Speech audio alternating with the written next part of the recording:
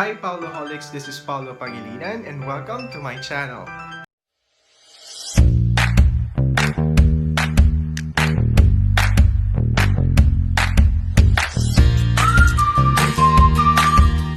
For this vlog tonight, naisipan kong gumawa ng isang content ulit dahil nakita ko sa YouTube. Meron akong, hindi ko pa siya actually napanood, pero nakita ko lang sa isang vlog ni Tito Boy Abunda yung kwentong sapatos. Parang ganun. So sabi ko, parang gusto kong gayahin yun. Kaya naman nagka-idea ako na bakit hindi ko kaya gawin ngayong gabi? Total hindi pa naman ako inaantok. So eto yung mga sapatos na bigay sa akin, yung isi-share ko sa inyo. Tapos sasabihin ko yung mga kwento dun sa mga sapatos na. Unang-unang sapatos, pagpasensyahan nyo na kasi hindi ko pa talaga nalilinis lahat. So yung iba, maraming alikabok, maraming agiw. Kasi yung iba pa lang yung nalilinis ko, yung konting sapatos pa lang yung mga nalilinis ko. Karamihan, nakatambak lang din naman, hindi ko naman nagagamit, kaya, ayun, naalikabukan na, tsaka naagiwan na. So, unang-una, wag niyo akong i-judge, pero itong unang sapatos na i-share ko sa inyo is ito. Puro alikabok na siya ang dumi-dumi dahil ilang buwan ko na din naman siyang hindi nagamit kasi once ko pa lang siyang nagamit. Ginamit ko lang yan nung kasal nung kapatid ko noong December 30, 2019. Mula noon, nakatambak na siya sa lalagyan ko ng sapatos. Kaya naman, punong-puno na siya ng alikabok sa ng agiw. So, pasensya na po. Unang-una pa lang naman yan. Next shoes naman na ipapakita ko is ito. Medyo luma na din siya. Nakuha ko po siya. Binigay siya sa akin nung 2016. Nike siya. Paborito ko to kasi medyo mataas siya pag sinusuot. Medyo tumatangkad akong tignan. And medyo naluma na din siya. Nagbabakbak na din. Medyo pasira na siya. Pag sinusuot ko to, natatandaan ko dati kapag lalo na kapag nagpupunta ng Baguio, sumasakit yung paa ko or yung binti ko kasi nga medyo mataas siya. So, yun yung memory ko dito sa sapatos na to. Marami na din siyang napuntahang lugar. Kaya lang ngayon, nung huli ko siyang sinuot, parang 2 months ago yata, napansin ko na medyo, bumubuka na. So, kailangan na sigurong i-rugby or tahiin yung gilid niya. Pero okay pa naman siya. Maganda pa rin naman siyang tignan. Pwede ko pa rin siyang isuot sa iba ko pang mga lakad. Third shoes na i-share ko is ito. Ayan. Hindi ko talaga to sapatos dahil itong sapatos na to sa kapatid ko. Pero meron akong ganitong sapatos na kulay itim naman. Kumbaga, binili to sa amin. Binigay nung 2016. Pareho kami pero mas malaki yung size nito. This is size 11. Yung napunta naman sa akin is black na size 10. Pero gusto ko din naman kasi to kasi kulay blue nga siya dahil paborito ko yung blue. Kaya hinihiran ko din sa kapatid ko. Tapos, hindi ko na naibalik. And ayan, medyo nasira na po siya. The last time na nag-bike kami, nagpunta kami sa Don Benito, doon sa tinatawag nilang New Zealand. Kasi hindi natuloy kasi umulan. Ayan, nabakbak na, nasira na siya. So, papaayos ko pa siya. Ito, napaayos ko na to dati kasi nga natanggal itong ilalim niya pareho. Kaya, pinatahi ko, meron na siyang tahi. So, isa na siyang tahisyan. Tahisyan dito sa tahisyan siya. Wala lang. Next shoes naman is ito. Converse siya. Yung sintas niya po, nasa labas pa kasi nilaban ko to. Kakalinis ko lang sa kanya actually. 2 weeks ago, hindi ko pa nilalagay ulit yung sintas niya. Kasi sabi ko, parang nakita ko lang siya doon sa tambak, nakatambak na mga sapatos. Sabi ko, sapatos ko yun dati bakit kaya hindi ko linisan? So eto, ang pagkakaalam ko, binili to ng tito ko. Tapos once lang daw niyang nagamit and hindi naman yata niya nagustuhan. Kaya pinadala sa Pilipinas. As yun, binigay sa akin. Nagamit ko to ng ilang beses sa Pampanga noong 2013. Nung nag-duty pa ako doon, nagamit ko din sa hospital. And yung itsura niya, okay pa naman siya. And original naman na Converse to Kaya matibay pa din siya hanggang ngayon. Pwede pa rin siyang isuot. Tapos, eto naman, na isa na namang maalikabok na sapatos ang isi-share ko. Mitis! Kadiri! Sorry. So, ito medyo pud-pud na siya. Aqua shoes ba tawag ito? Or water shoes. Nalaglag mga buhangin. Hindi ko buhangin pa yata sa Palawan yun kasi last time ko nagamit ko sa Palawan. So eto, ayan. Sa pagkakatanda ko, nabili ko to sa sa SF for 250 pesos or 280 pesos. Marami na din akong beach na napuntahan, nagamit ko to. Pati nga sa falls, nagamit ko na rin to. Kaya medyo napudpud na din siya. Pinaka napudpud siya, tsaka pinaka nasira nung nagpunta kami ng Kabuangan Beach dun sa may death pool. Kasi parang meron pang 15-minute walk from the beach papunta dun sa tinatawag nilang death pool. Sobrang mabato, tas matutulis talaga yung mga bato na dadaanan. Kaya ayan, medyo nasira na siya. Pero pwede pa naman siyang gamitin sa next na pagpunta namin sa beach. Ang dami ng buhangin, nalaglag. Ito namang susunod na sapatos. Ito yung sinasabi ko kanina na madumi din. Ito yung sinasabi ko na kamukha ng kulay blue. Ayan, ito yung black naman na version niya. Ito yung size 10. Pero ngayon, mas gusto ko na yung sapatos sa size 11. Medyo nasisira na din siya, kaya meron na din siyang tahi sa gilid. Ayan. Pero okay pa naman siya, pwede pang isuot. Ginagamit ko na din to minsan pang jogging or pang volleyball dati, nung pwede pang maglaro. Kaya lang medyo napupunit-punit na din yung gilid niya. Kaya, ayan, medyo nasisira na siya. Pero kaya-kaya pa naman. Pwede pa lumaban tong sapatos na to. Sa mga outdoor volleyball kung meron, di ba? And sa sapatos na to, nakarating na to ng Puerto Princesa, Palawan. Nakarating na siya ng Cebu.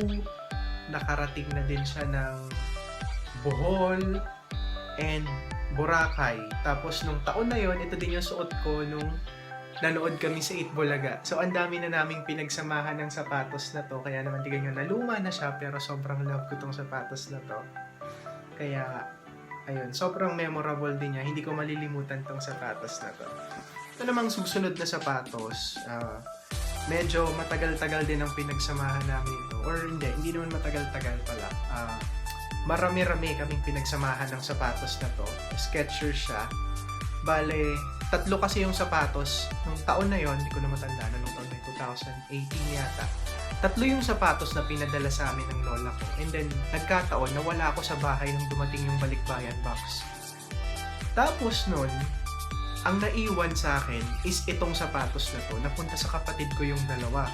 So, wala akong choice kung hindi gamitin na siya, di ba? Kesa naman maluma or masayang, di ba? So, ginamit ko siya sa mga liga. Nakaraming liga na din talaga to. Nakailang championships din na ito yung gamit kong sapatos. Nakaraming finals appearance din. Hindi naman talaga siya volleyball shoes, pero kasi wala talaga akong volleyball shoes talaga.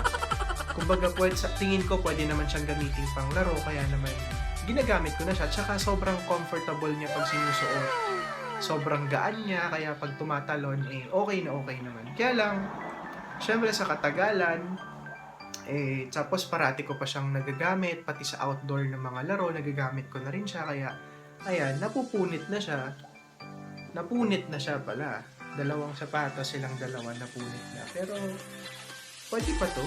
Pwede pang magamit sa mga siguro kung mag-jogging ka, tapos umulan ng gabi, tapos kinabukasan ka mag-jogging, maraming maputik, pwede pa naman to, kaya ba? Eto, isa na namang maalikabok na sapatos ang makikita nyo. Ito naman, at tawag ba dito, OEM yata yung tawag nila. Hindi siya original, kumbaga, imitation lang siya ng Nike. Nakita ko kasi online na parang nagandahan ako. Hindi ko alam kung Lazada ba yun. Sabi ko, gusto ko din ng ganung sapatos kasi madalas nakikita ko dun sa mga bata na naglalaro dun sa sports complex. Yung mga nakalaro namin na ganito yung design. So sabi ko, meron palang itim na version ng sapatos na yun. So sabi ko, mura lang naman. Binili ko. Yun nga lang, nung dumating, hindi siya kamukhang-kamukha talaga nung nandun sa picture. Pero okay naman yung itsura niya. Nagamit ko din siya ng ilang beses. And sa pagkakatanda ko, nagamit ko din to sa isang game sa finals and nag-champion yata kami nun. Tapos ngayon, hindi ko na din naman siya nasusuot kasi nga pandemic, bawal pa maglaro, kaya ayan, sobrang dumi na yan. Isa siya sa sapatos na hindi ko pa nalilinis ulit. Pero maayos pa naman siya, okay pa, pwede pang gamitin. Punta naman tayo dito sa mga medyo bago-bago pa na sapatos. Next, shoes. Ito namang Adidas or Adidas, whatever. Bigay naman to ng lola ko ba? O yata, lola ko. Basta dala nila to nung umuwi sila. Tapos, ito na rin yung ginamit ko nung Palawan kami ulit last year nung nagpunta kami ng El Nido. Ito yung ginamit ko. So, ayan. Hanggang ngayon, okay pa naman yung tsura niya. Mukha pa rin naman siyang bago. Medyo madumi-dumi lang ng konti kasi hindi ko pa siya nalalaban ulit. Pero, pag nilaban to ulit, maganda na siya ulit tignan. Next na sapatos. Ito namang susunod na sapatos na to. Itong Nike na to. May kwento din to. Kasi, bago namin nabili to, nung nasa Puerto Princesa kami, nung parang 2 days before kami bumalik ng Manila, nagtitingin kami nung kapatid ko sa mga nadadaanan namin na ukay-ukay na sapatos. Tapos sabi, syempre pareho naman kaming walang pambili nung panahon na yon. Tapos sabi ko, ano ba yan, ang mahal naman, or hanap tayo ng volleyball shoes. Kaso pag nagtatanong nga kami, medyo mahal yung presyo, tas madalas wala pa kaming size. Meron kaming gusto pero masyadong maliit kasi ang lalaki ng paa namin magkapatid. Tapos, hindi na namin alam kung saan kami mamamasyal sa Puerto Princesa, biglang sabi ng tito ko na nanlibre sa amin dun sa Palawan na, sige, bili na lang kayo kahit ano, or bili kayong sapatos pang volleyball. Tapos, gano'n, di ba? Parang, wow, bibilan daw kami ng sapatos, tapos pang volleyball pa. Pero hindi ko alam kung pang volleyball naman to.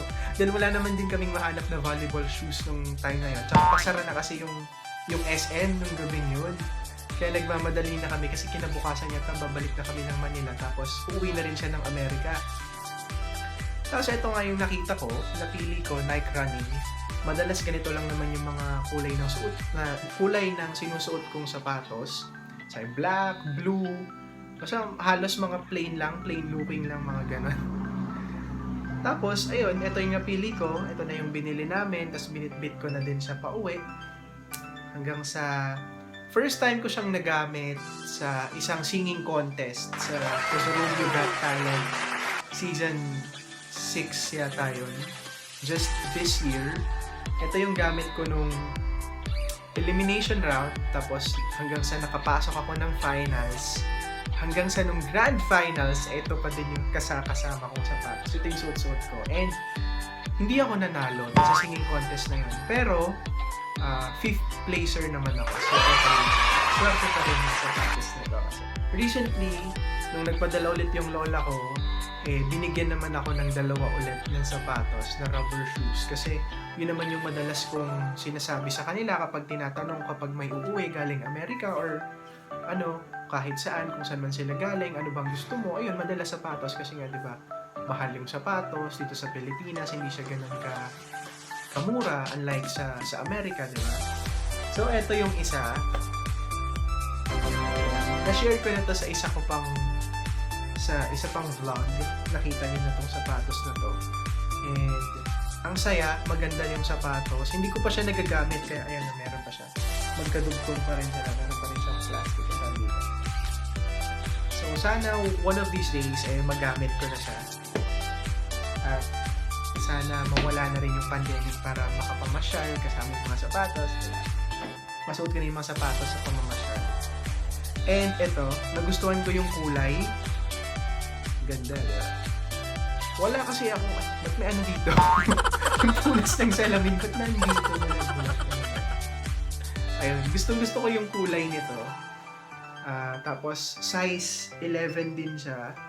So, medyo mahaba, tapos patusok ng konti sa dulo, tapos, kaya hindi ako magmumukhang bansot, tapos magmumukha ako matangkad pag sinuot ko to, tapos medyo mataas din siya.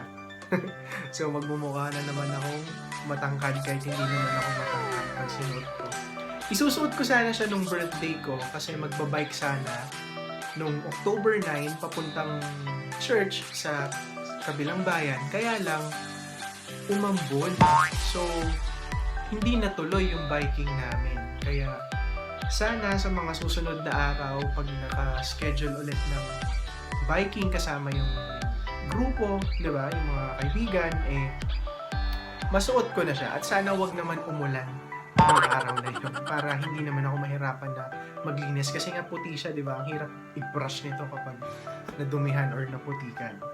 Ngayon, Paoloholics, yung mga sapatos na nasusuot ko at yung mga sapatos na hindi ko na nasusuot pero tinatago ko pa rin sila kasi bawat sapatos merong storya tapos sobrang mahalaga nila sa akin dahil lahat ng sapatos, halos lahat ng sapatos ko bigay sa akin or binili para sa akin. Yun, maraming salamat Paoloholics sa panonood ng video vlog na to. At kung bago ka sa channel ko, please don't forget to like and subscribe to my channel and hit the notification bell para lagi kang updated sa mga kaganapan sa channel ko. Good night and God bless.